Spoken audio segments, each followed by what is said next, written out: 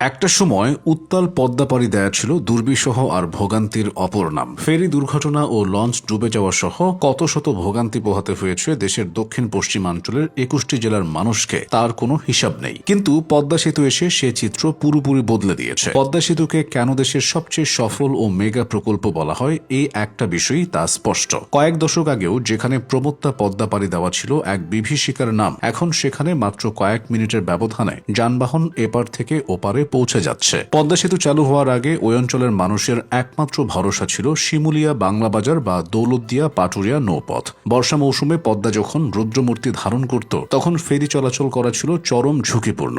ঘন কুয়াশার কবলে পড়ে মাঝ নদীতে ফেরি ঘণ্টার পর ঘণ্টা আটকে থাকা কিংবা নিয়ন্ত্রণ হারিয়ে অন্য যানের সাথে সংঘর্ষ ছিল নিয়মিত ঘটনা। ছোট ছোট ফেরিগুলোতে অতিরিক্ত যাত্রী এবং পণ্যবাহী ট্রাক বোঝাই করার ফলে প্রায় ভারসাম্য হারিয়ে ফেরি ডুবির মতো ঘটনা ঘটত, যাতে অসংখ্য মানুষ প্রাণ হারিয়েছে। কিন্তু সেতু উদ্বোধনের পর দক্ষিণ পশ্চিমমুখী যানবাহনের বিশাল একটি অংশ এখন সরাসরি সেতুর উপর দিয়ে যাতায়াত করছে। এর ফলে ফেরিঘাটে যানবাহনের সেই দীর্ঘ সারি আর নেই এবং জরাজীর্ণ ও মানধাতা আমলের ফেরিগুলোর উপর মানুষের নির্ভরতা অনেকটাই কমেছে। নৌপথের এই প্রবল চাপ কমে যাওয়ায় ফেরি কেন্দ্রিক বড় ধরনের দুর্ঘটনার ঝুঁকিও অনেকটাই কমে এসেছে। একই কথা প্রযোজ্য লঞ্চ দুর্ঘটনার ক্ষেত্রেও। পদ্মা নদী পারাপারের জন্য লঞ্চগুলো ছিল সাধারণ মানুষের দ্রুততম মাধ্যম, কিন্তু সেই গতি অনেক সময় কাল হয়ে দাঁড়াত।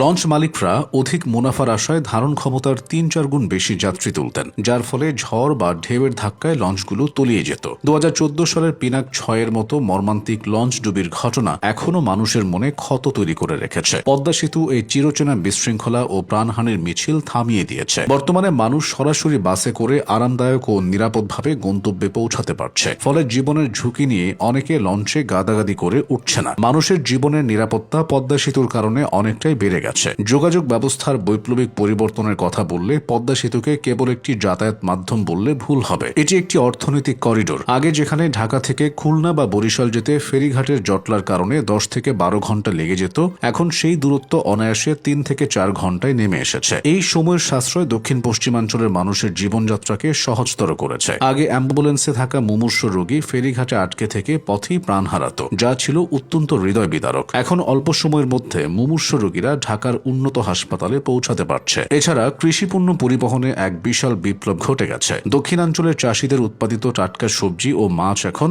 সরাসরি ঢাকার বাজারে কয়েক ঘন্টার মধ্যে পৌঁছে যাচ্ছে, যার ফলে কৃষক সঠিক মূল্য পাচ্ছে এবং মধ্যস্বত্বভোগীদের দৌরাত্ম্য কমেছে। সরাসরি সড়ক ও রেল সংযোগের ফলে শিল্পায়ন ও পর্যটন খাতের দুয়ার উন্মোচিত হয়েছে। পদ্মা সেতু কেবল দক্ষিণ পশ্চিমাঞ্চল নয়, পুরো বাংলাদেশের জিডিপি বৃদ্ধিতে গুরুত্বপূর্ণ ভূমিকা রাখছে। এই সেতুর মাধ্যমে মোংলা ও পায়রা বন্দর সরাসরি রাজধানীর সাথে যুক্ত হয়েছে, যা বৈদেশিক বাণিজ্যে এক নতুন গতির সঞ্চার করেছে। পর্যটন নগরী কুয়াকাটা বা সুন্দরবনে যাওয়ার পথ এখন অনেক বেশি সহজ ও মসৃণ। সেতুটির কারণে যাতায়াত ব্যবস্থা এত বেশি নির্ভরযোগ্য হয়েছে যে মানুষ এখন দৈনন্দিন প্রয়োজনে সকালে ঢাকা এসে কাজ সেরে বিকেলে বাড়ি ফিরে যেতে পারছে। এটি গ্রামীণ এবং শহুরে জীবনের মধ্যে যে বিভেদ ছিল তা কমিয়ে এনেছে। সুতরাং পদ্মা সেতু কেবল একটি স্থাপনা নয়, এটি বাংলাদেশের আত্মমর্যাদার প্রতীক এবং বহু মানুষের নিরাপদ জীবনের নিশ্চয়তা। ফেরি ও লঞ্চের আতঙ্ক দূর করে এই সেতুটি কোটি মানুষের যাতায়াতকে করেছে নির্বিঘ্ন, সাশ্রয়ী এবং আনন্দময়।